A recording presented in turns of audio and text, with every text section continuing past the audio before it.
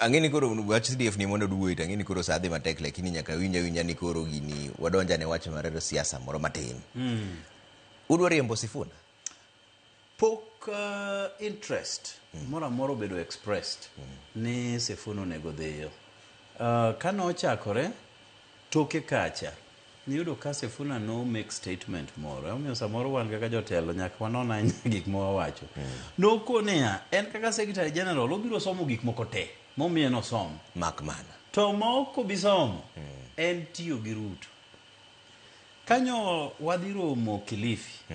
Wach maduong' nyo en kaka wadwarado gi parties mamoko mwaluongo ni like minds mondo koro wachak wuoyo mar tiyo kanyakla. Mane manyo wa feature prominently a statement manyo wango. Sifuna nyo preempt ni mano gima nyo nyaka dhi wachi. To no osewacho chon ni mano kende moko bisomo. Koro nyo ok onyal biro mondo som gima no mano nyiso no he shall have walked back on a promise mano make. Emomiyo nyo ok ochopo. Makata wach mani oro ni okwayo ng'uono ni nene na hepo hepa. Ng'uono to nyo okwayo kanyo wacho ni ndege yombe. Ndege wang'eyo ni nyaka ichopa nawa earlier.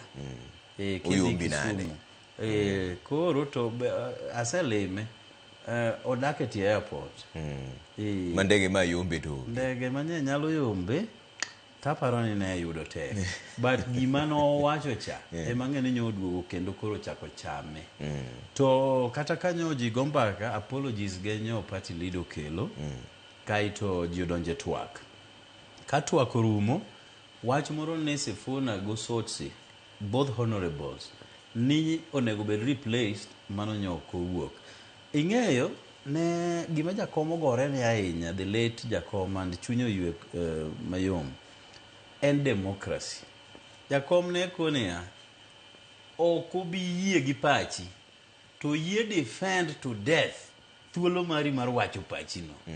Iwinjo mano ne jakom mokete pek mang'eny ahinya. Omiyo wan bende party wa mar ODM ji biro gwenyore paro to pachi no ok wanyal thung'i ni kikiwache.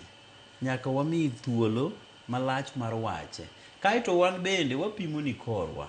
Koro ka koricha ni kod weight molokorwa koni to koro tinwa yie kodi. To gima gombo ne oganda na ong'e.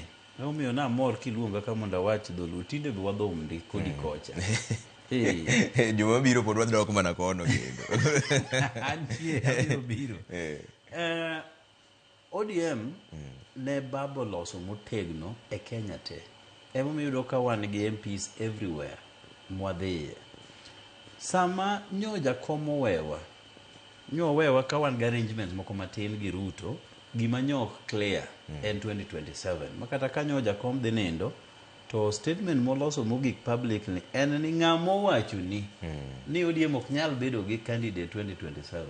Ng'amo wacho ni wan wasechako yalo weche mag 2 terms. And then notigo ko wacho ni mau gik manyaka ji bed piny mawuoye. Emomiyo Buru nyokawe gi kanyo Dr. Buru the new party leader ni kar wuoyo cha koro walosa ne aput ma jo piny miyo wateko mar mondo mi wayie wachak twak gi parties moko. Party mwadwa chako godo twak en mar William Ruto kama ne jakomo weyowa. Nikech ing'eyo jakom left us somewhere. Ok dangi wachna niya wanto jakom nyosewewa gi Ruto ka lakini wagocha ne jakachagwa ni wawinje ne gima en go. Ok ikwongi chako gi manyo weye mondi. Koro mane modhe timo ka winjruok ok odhi otimore ma bende ok ane gima dhi monowa winjore gi William Ruto. Eka koro wabiro dhi party mamoko to dhi bedo na matek nyasenyiso party leader